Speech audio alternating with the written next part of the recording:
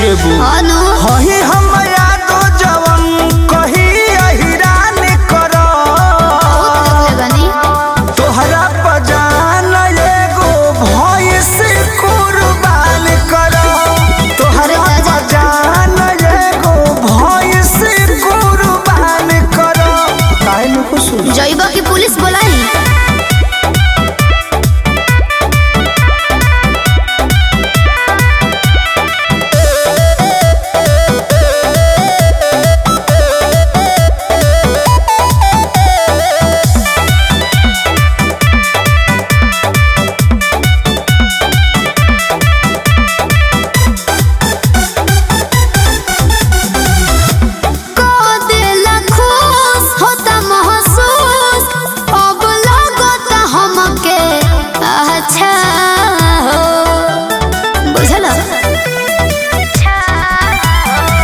घर तोहरा जाके तू ही है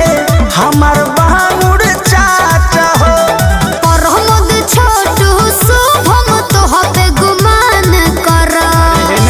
ने देख देखो हही हम यादो जवन कही अहिरान करो